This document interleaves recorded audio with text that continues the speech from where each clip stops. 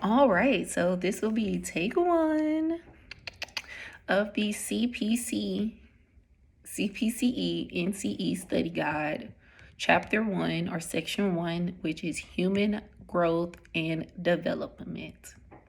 We're going to start off with Freud. It is important to remember that Freud is psychosexual. His focus and emphasis on sex and sexuality.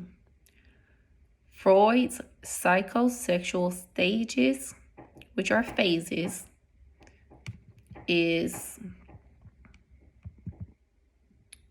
there is 5 of them.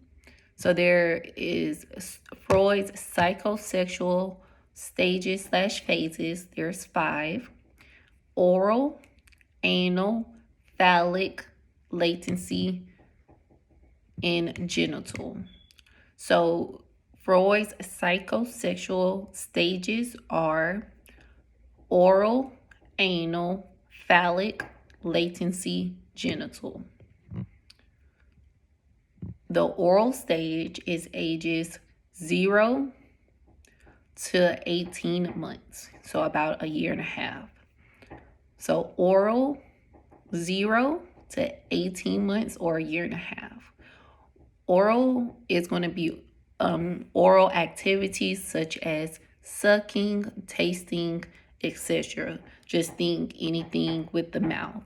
So if someone gets stuck at the oral stage, that could look like alcohol addiction, overeating, binge eating, kind of the consumption of the mouth. Attachment, during the oral stage, attachment is a major factor because, think about it. Babies get attached easily. Duh. So that's the oral stage. Then you have the anal stage. Anal is 18 months to about 3 years old. So about 18 months, a year and a half to about 3 years old, you're becoming a toddler. That is going to be the control of bowels. So when you think anal, think control of bowels, think control, period. You're trying to learn how to regulate. Phallic is 3 to about 7 years old. So kind of daycare-ish to elementary. So oral, 0 to 18 months. Anal, 18 months to 3 years old. Phallic, 3 to 7. In the phallic stage, the focus is on genitals, i.e. the difference between boys and girls. In the phallic stage, there's the Oedipus complex or Oedipus stage. This stage is in which males fantasize of sexual relations with the opposite sex parent. Boys secretly wish to marry their mother, paired with a rage toward his father. And that's the Oedipus stage. The Electra complex or Electra stage is the female child fantasizes about sexual relations with the parent of the opposite sex. This creates tension since it's not generally possible. They see the same-sex parent as an aggressor. So for this one, kind of what my mind think of is like when you see, like little babies that like the walking babies, like 3 years old. The girls are like daddy's girls. Like they want to lay on the father's chest. They want to climb on their necks. Like, and the mom is like, oh, she's such a daddy's girl. All she want to do is be under her daddy. Like the child is leaning towards or specifically wants the opposite sex parent and kind of pushes away or sees the other parent as an aggressor. Eventually, the child identifies with the same sex parent, leading to internalization of parental values. Thus, the conscious slash superego is born. And we know the superego is the moral. During the phallic stage, this is important. Kids can, especially boys, can have a fear of castration. So if it says something about castration, that's going to be the phallic stage.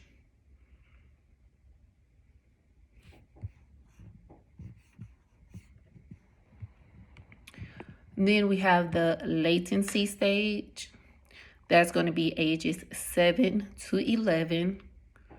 The focus is on social life, sports, school, making friends.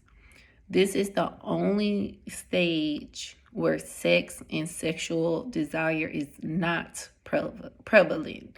The latency stage is where sex is not prevalent.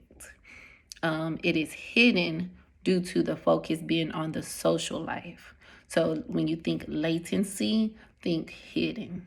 Latency equals hidden. Latency stage is also 7 to 11. 7 to 11, latency and hidden. Latency in relation to dreams means it's the hidden message in a dream. So a latent dream, or the latency part of a dream, means it's the hidden message. While manifest in relation to dreams means that the dream is as the dreamer saw it. It's the obvious, it's the surface level, is the view, the vision, the dream, just how it comes. And then the last stage is the genital stage. That's ages 12 plus. The focus is on sexual desire.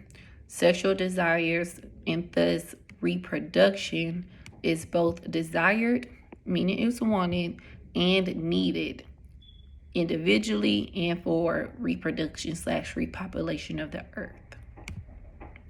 So just to go over the ages again, because the ages are important, we have the oral stage, 0 to 18 months, anal stage, 18 months to 3 years, phallic stage, 3 years to 7 years, and latency stage, 7 to 11. Genital stage, 12 years old plus.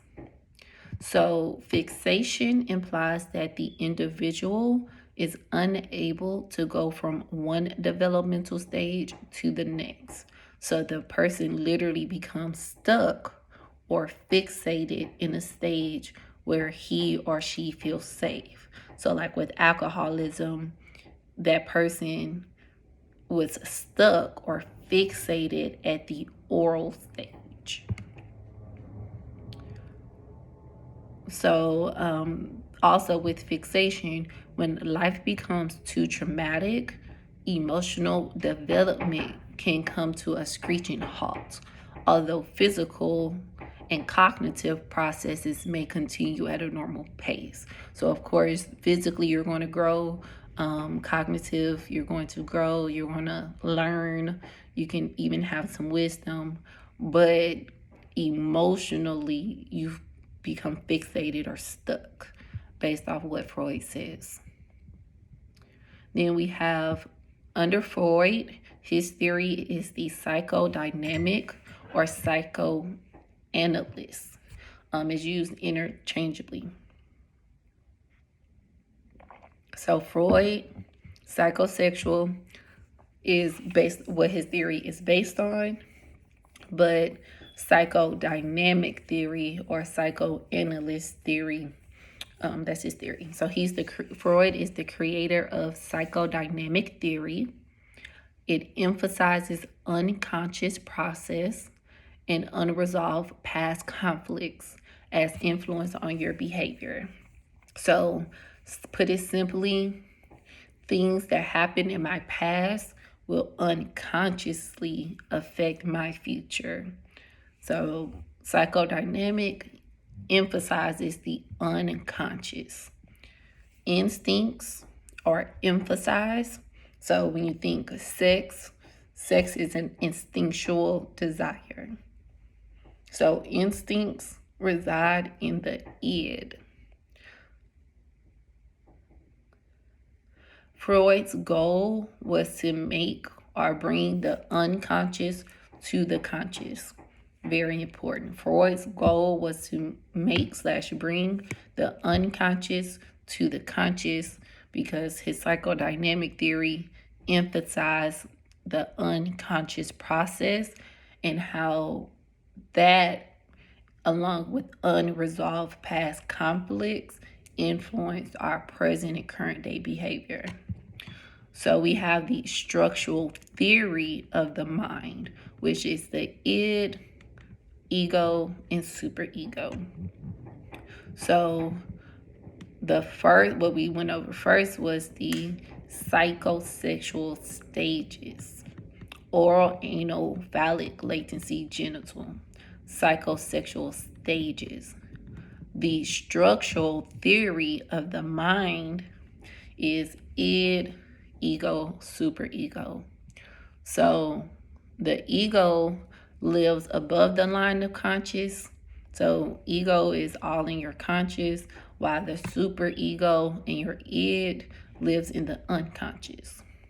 Id is the pleasure principle. Because I think about that. Got distracted thinking about that. The Janet Jackson. Id is the pleasure principle. The id is chaotic, spontaneous. It wants what it wants.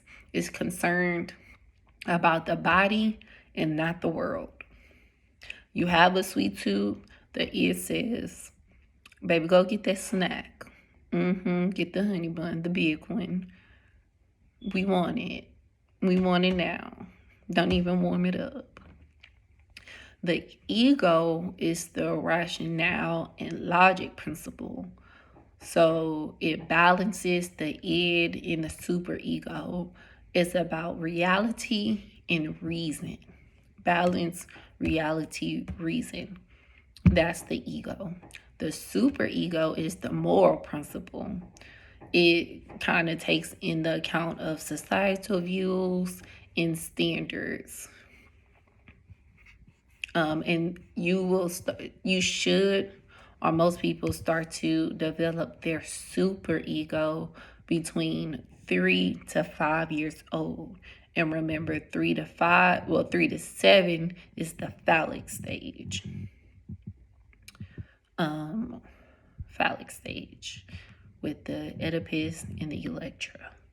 So we can kind of lump that together. That's easy to remember. Is your superego develops between 3 to 5. It's going to develop in the phallic stage with the Oedipus complex, the Electra complex,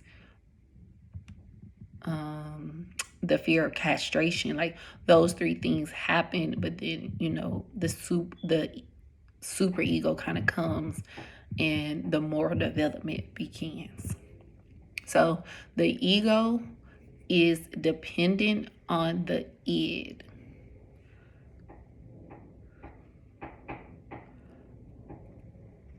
Because the ego is the reason. So it needs to play its role. So it's dependent on the id. So the id says, go eat the honey bun, and then the ego can say, no, not you had one earlier today, so not today. Maybe tomorrow.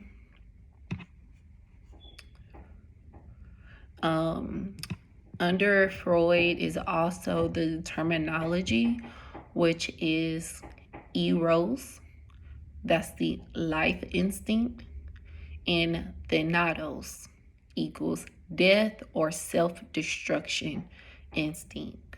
So eros equals life, thanatos, think thanatos equals death or self-destructive instinct, because Thanos was willing to kill himself in order to kill everybody else. whatever it took. Thanos, death. Eros equals life. So there's also the wish fulfillment. So dreams, wish fulfillment are things such as dreams and slips of the tongues, which Freud believed were actually wish fulfillments. Things that you unconsciously desired. So that is what we know about Freud. Just another little box of things to know.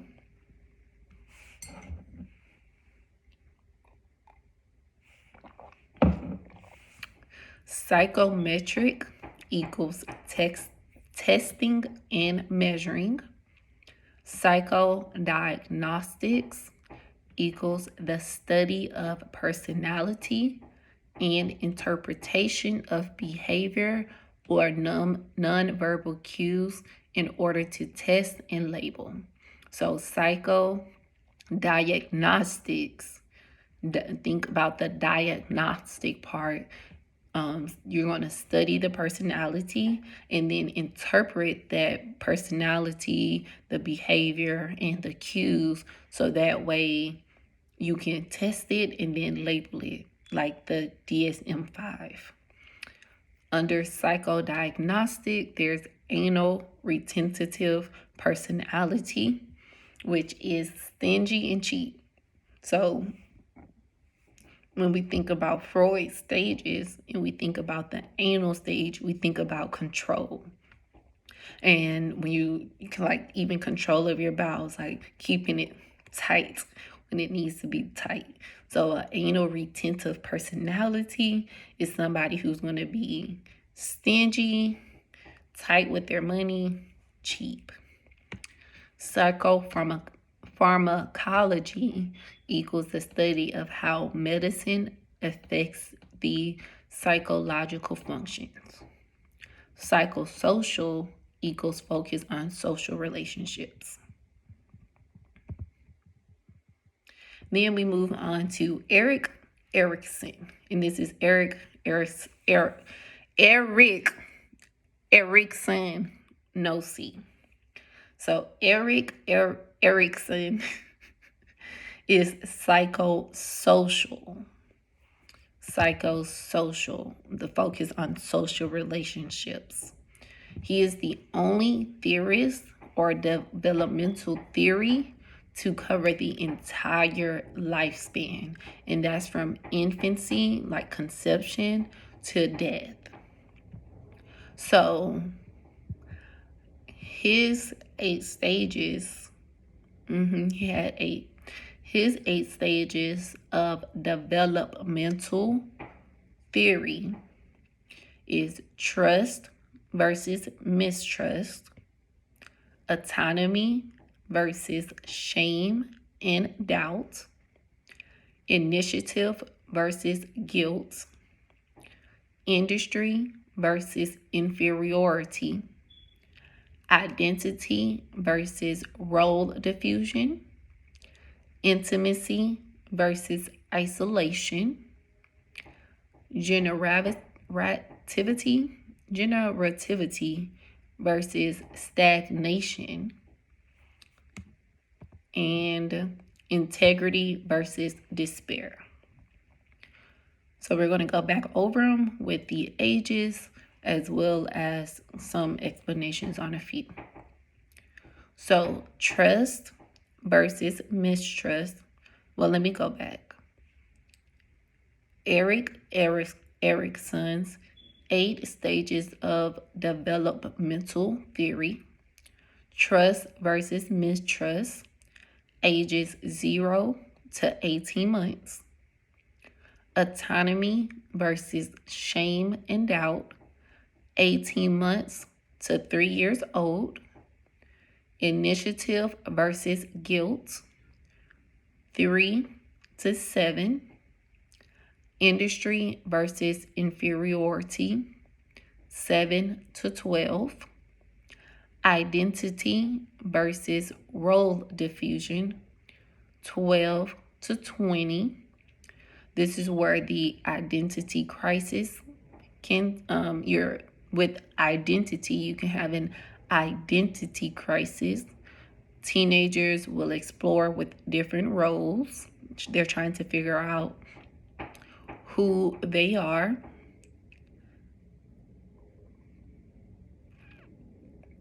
Intimacy versus isolation. And an individual fails to do well at this stage may conclude that he or she cannot depend on anyone but themselves. So you can have intimacy and create relationships and friendships, or you can be isolated if you fail to do well at this stage. Generativity versus stagnation.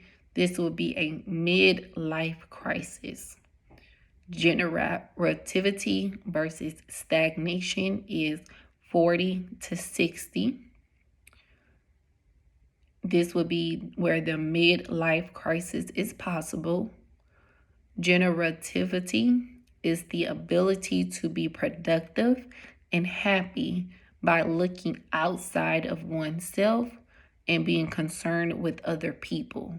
So you think about your legacy, the ability to do creative work or raise a family, create a career while still having luxury time. The fear of death could occur in this stage because you're approaching death. 40 to 60. Generativity versus stagnation. 40 to 60. And then you have integrity versus despair. Did you do well in life, or are you sad about the things that you could have, should have, would have done? On the going back, trust versus mistrust, like, can I trust people? Like, the way my parents are acting, how does that influence me? Does that give me trust? Do they respond to me when I cry, when I need my pamper change? Or does that create mistrust? Like, I'm in need, but there's no help for me. Autonomy versus shame and doubt. Autonomy, do I have power or control to explore, to be adventurous, or am I being scolded? So now I'm doubting myself, doubting what I should and shouldn't be doing, and there could be some shame. 18 months to 3 years old. Initiative versus guilt. Initiative is 3 to 7. That's that. The example used was like if a kid has a question, they're taking the initiative to ask the question, and are they being able to get an answer? Or is there guilt, meaning they're under the impression that asking the question or exploring or taking that initiative is wrong. Industry versus inferiority is when you find the things that you're good at. Like, are you good in sports, maybe chess, technology? Or inferiority, feeling like there's nothing that you are good at. Like, you may not have a purpose, so you have an inferiority.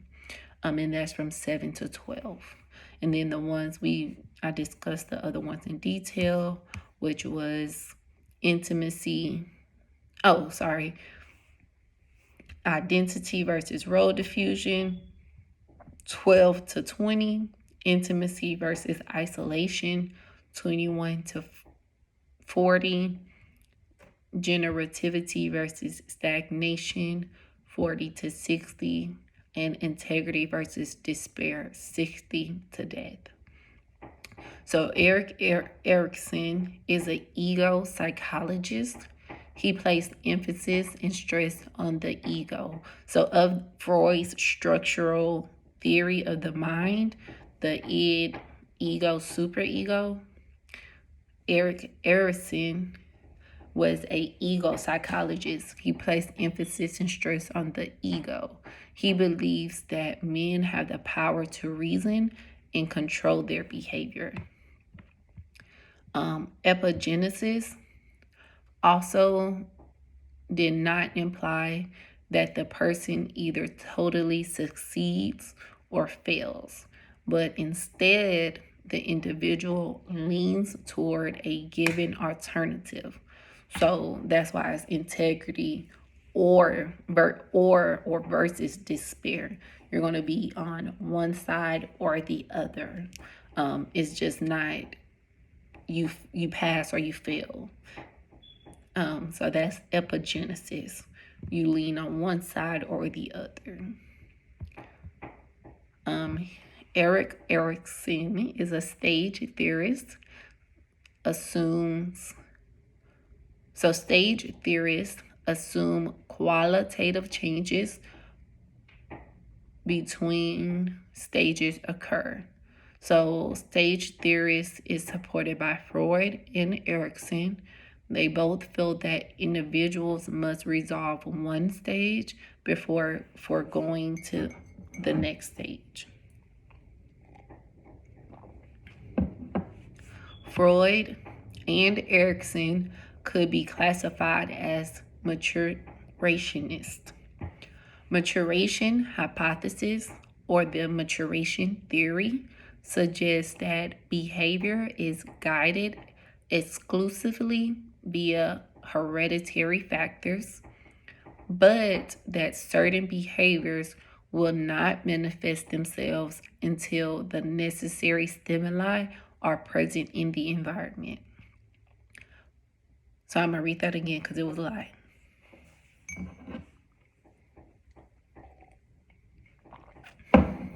So this is the maturation hypothesis, which Freud and Erikson fall under this maturation hypothesis or theory, which suggests that behavior is guided exclusively via hereditary, so genetic, passed down the line factors, but that certain behaviors, how you respond, will not manifest themselves until the necessary stimuli are present in the environment.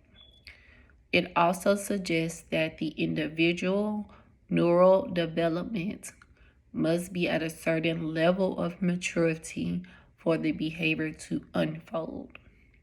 So naturally, your behavior is going to be guided based off your hereditary factors, things in your environment, your biological, your grandmother, your grandfather, your parents. But your certain behaviors is not going to happen until certain causes. So your effect isn't going to be present until certain things happen first.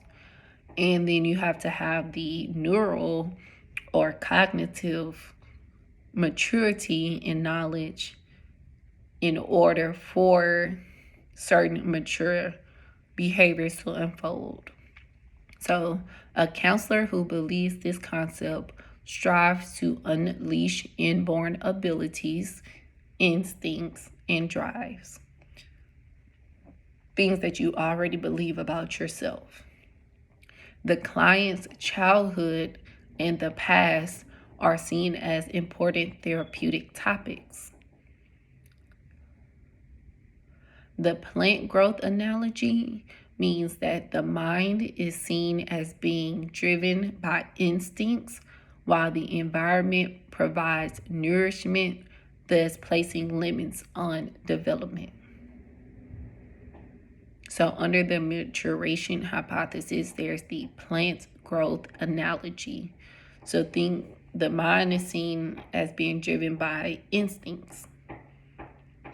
Because we know Freud is a part of this, and Freud had an emphasis on instincts as well as the unconscious and how your childhood affects the unconscious.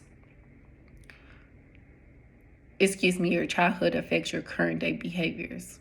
So the plant analogy is that the environment is the nourishment, it's the soul. So you can have limits on your development based off your environment, because that's where you're supposed to be getting fed from. Under maturation hypothesis, psychoanalysis and psychodynamic theories therapists fall into this category, like for Freud.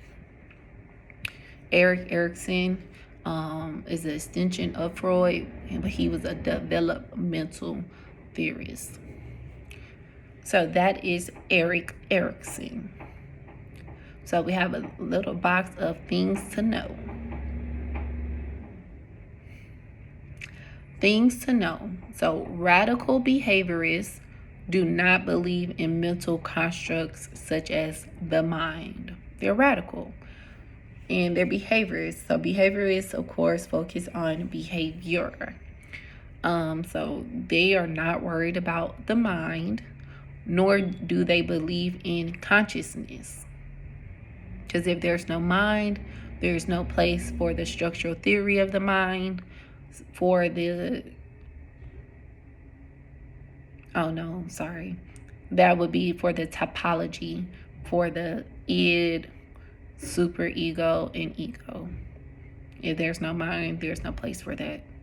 Behaviorist generally feels that if it can't be measured, then it doesn't exist. So behaviorists, they need quantitative data. DBT,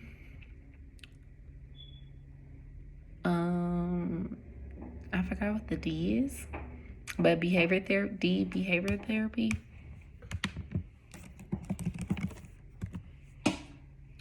Dialectical behavior therapy focus heavily on mindfulness, which is being aware of your own state of mind in the environment, and was created by Marsha M. Linehan, and is useful for clients harboring feelings of self-harm and suicide.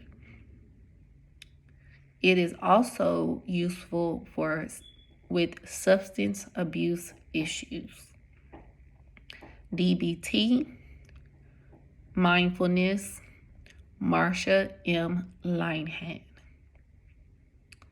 Fun fact, most theorists believe that the midlife crisis occurs between ages 35 to 45 in men and 30 to 40 in women. So when we think about the Erik Erikson's 8 stages, we know that the midlife crisis happens in the generality versus stagnation, which is about 40 to 60.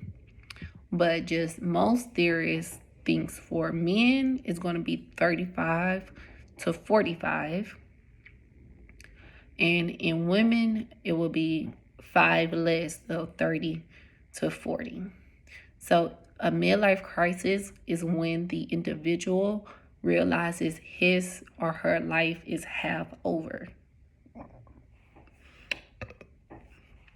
Our midlife crisis guy is Daniel Levison. He viewed the midlife crisis as somewhat positive, pointing out that the individuals who do not face it may indeed stagnate or become stale during their 50s. Avoiding or bypassing the crisis can lead to lack of vitality in later years. Because if you have that midlife crisis, you start self-reflecting. You think about the things that you could change or ways that you want to improve. So you experience the generativity and not the stagnation in that 40 to 60-year-old period. So Daniel Levison is our midlife crisis guy. And Marsha M. Linehan is our DBT/mindfulness girly. Then we have John Bowlby. Bowlby bonding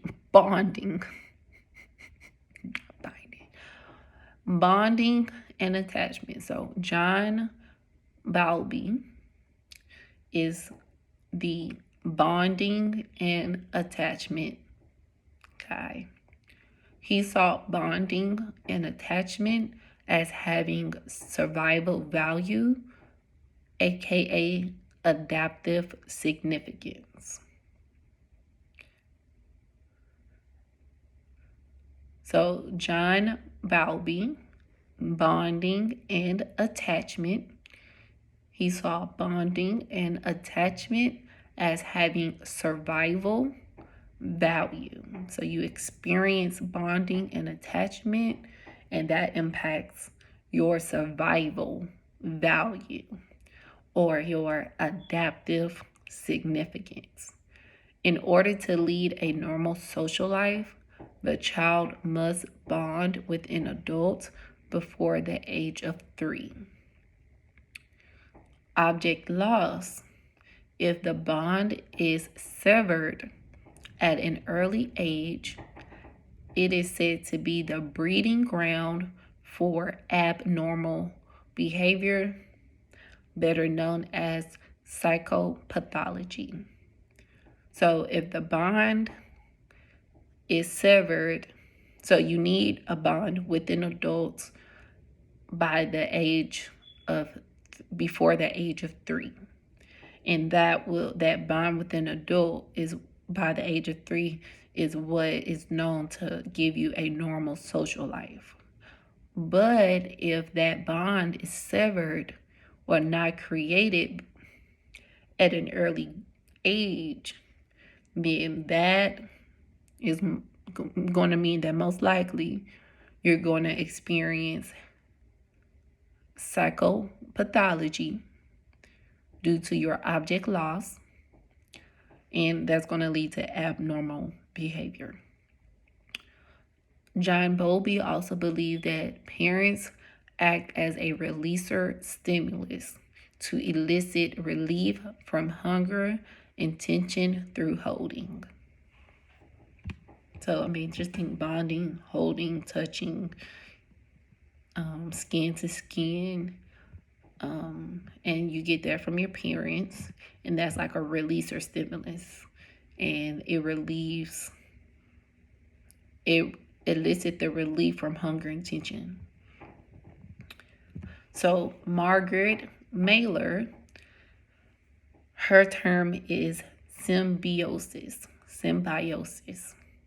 The child's absolute dependence on the female caretaker.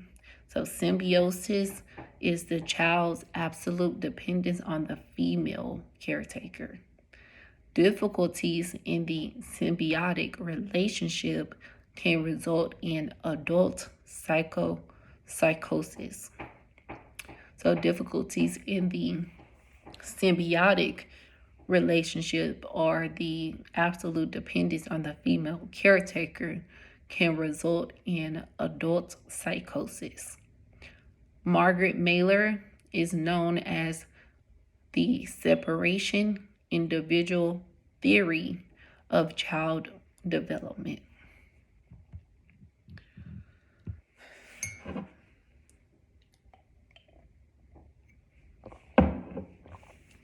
So we have some more theorists.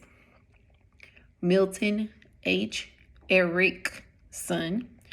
Milton H. Erickson with a C. He is brief psychotherapy, hypnosis, and innovative techniques. So brief or short psychotherapy, hypnosis, and innovative techniques. Like he's like, we're here for a good time, not a long time. You want this brief psychotherapy, a little hypnosis, let's try it. And we're gonna think of some other innovative techniques, because my job is to get you in and get you out.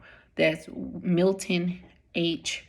Erickson, not to be confused with Erik Erikson, who's our developmental theorists who fell under or extended from Freud.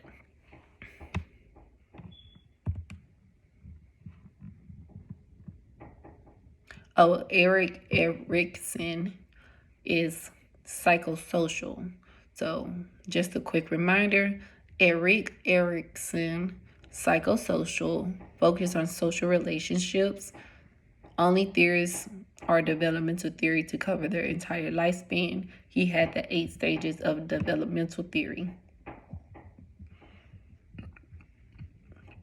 So back to Milton H. Erickson. Brief psychotherapy, hypnosis, and innovative techniques. A. Brill. So A. Brill, I think Trill, like Bun B. Trill, who has multiple careers. She is analytic and a career theorist. A. Brill, analytic and career theorist. J. Haley is a strategic and problem solving, I don't know the word, but J. Haley thinks strategic and problem solving and used paradox. Arnold Lazarus is our M&M, multimodal therapy. So Arnold Lazarus is a pioneer of behavior therapy.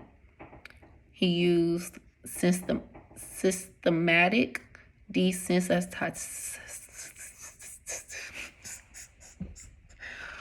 Oh my gosh, I wish I could edit this. Okay. Arnold Lazarus is a pioneer of behavior therapy, used systematic desensitization to cope with phobias. And we know that systematic desensitization is like slow exposure to a fear or a phobia. The goal is to systematically desensitize you of that phobia or fear. Arnold Lazarus is important to remember. He is the M&M guy, multimodal therapy. Multimodal therapy relies on a variety of therapeutic techniques. The description is basic ed, or that's the abbreviation. Behavior, the acronym is basic ed, stands for behavior, affective responses, sensations, imagery, cognitions, interpersonal relationships, and drugs. So BASICID, basic ed, behavior, affective responses, sensations, imagery, cognitions, interpersonal relationships, and drugs. So desensitization is behavior therapy techniques that help to improve anxiety reactions. Then we have William Perry. William Perry, I don't know why William Perry makes me think about Friends, and for some reason Friends makes me think about college, even though they wasn't college age. But William Perry just sounds like somebody that was on the show Friends that went to college. So William Perry is adult cognitive development, especially in college students. For his 4 stages of intellectual and moral development is dualism, multiplicity,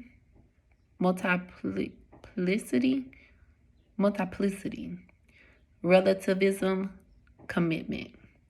So William Perry had adult cognitive development, which contained 4 stages of intellectual and moral development: dualism, multiplicity, relativism, and commitment. It stresses a concept of dualistic thinking, common to teens, in which things are conceptualized as good or bad, or right or wrong. So dualism is referred to as black or white thinking with virtually no ambiguity. It assumes that the professors have the answers. During adulthood, they move into relativistic thinking. The individual now has the ability to perceive that not everything is right or wrong, but an answer can exist relative to a specific situation, i.e., they have more than one view to the world. And then you have Robert Keegan. He's also adult cognitive development. He has an emphasis, or he emphasizes / stresses interpersonal development. Robert Keegan, interpersonal development. His theory is billed as constructive model of development, meaning that individuals construct reality throughout the lifespan. He suggests 6 stages of lifespan development: incorporative, impulsive, imperial, interpersonal, institutional, and interindividual. And that's Robert Keegan, interpersonal development, constructive model of development with 6 stages throughout the lifespan: incorporative, impulsive, imperial, interpersonal, institutional, and interindividual. He encourages meaning making, speaks of a holding environment. The client can make meaning in the face of a crisis and can find new direction.